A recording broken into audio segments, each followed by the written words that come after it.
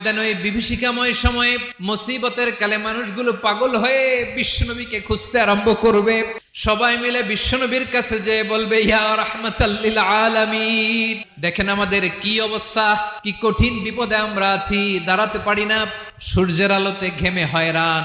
বিশ্বনবী মাকামে মাহমুদে যে আল্লাহু আকবার বলে সিজদায় লুটিয়ে পড়বেন, বিশ্বনবী এমন ভাবে অজর দ্বারায় সিজদায় লুটিয়ে পড়ে কাঁদবেন, রব্বুল আলামিনের রহমতের দরিয়ায় জোশ লেগে যাবে। রব্বুল আলামিন এই দৃশ্য থেকে সহ্য করতে পারবেন না। রব্বুল আলামিন বলবেন, ইয়া মুহাম্মদ ইরফা রাসাক, ও নবী আপনি মাথা তোলেন, আপনার কান্না আমি সহ্য করতে পারি না, আজকে আপনি যা চাবেন তাই দেব। ওয়াশফা তুশাফা, যার জন্য সুপারিশ করবেন তার সুপারিশ কবুল করে নেব। নবী মাথা তুলবেন, তুলে বলবেন, রব্বি হাবলি উম্মতি, আল্লাহ তুমি আমার গুনাহগার উম্মতকে বাঁচাও। এই দুনিয়ার বুকে রব্বুল আলামিন সব নবী